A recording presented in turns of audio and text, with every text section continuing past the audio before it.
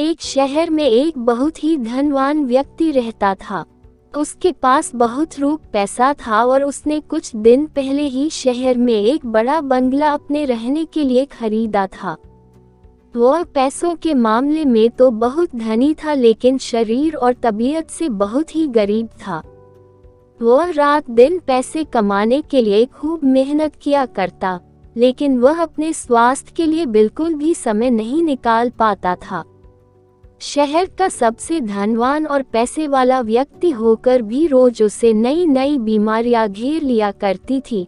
हमेशा उसकी तबीयत खराब रहा करती थी। वह पैसे वाला होकर भी स्वार्थी नहीं था, जरूरतमंद लोगों की मदद किया करता था। पर वह अपने ऊपर एवं अपने स्वास्थ्य के ऊपर पैसे नहीं खर्च कर पाता था, क्योंकि वह हमेशा अपने व्यापार को बढ़ाने के बारे में सोचता और मेहनत करता था। पैसा कमाना उसके लिए आदत बन गई थी। वह अपने शरीर और तबीयत का ध्यान नहीं दे पाता और डॉक्टर के पास जाने के लिए भी उसको वक्त नहीं मिलता था। धीरे धीरे उसका शरीर कमजोर होता गया। एक दिन उसे बहुत थकावट हुई तो वह घर आ गया।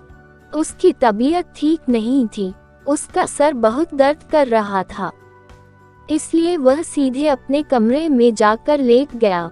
उसने रात का खाना भी नहीं खाया और बिना खाए ही सो गया। जैसे ही आधी रात हुई उसका सर और दर्द करने लगा। उसे चिंता होने लगी, उसे कुछ भी नहीं सूझ रहा था। तभी अचानक एक परछाई उसके सामने आकर खड़ी हो गई और अमीर आदमी से बोली कि हे सेठ, मैं तेरी आत्मा हूँ और आज रात मैं तुझे छोड़कर चली जाऊंगी, मतलब आज तेरी मृत्यु हो जाएगी। ये सुनकर वह अमीर आदमी घबरा गया और आत्मा से बोला, हे मेरी आत्मा, ऐसा मैंने क्या गलत किया है कि तू मुझे छोड़कर जाने को सोच रही है?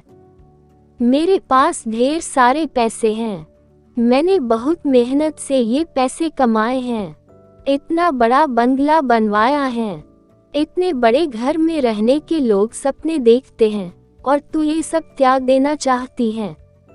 अमीर आदमी की बात सुन आत्मा ने कहा, यह विशाल घर तेरा है, ये घर मेरा नहीं है। मेरा घर तो तेरा ये शरीर है जो दिन ब दिन कमजोर हो रहा है। कई बीमारियों ने तेरे इस शरीर को घेर रखा है, जिसकी वजह से अब मेरा मन यहाँ रहने का नहीं होता है।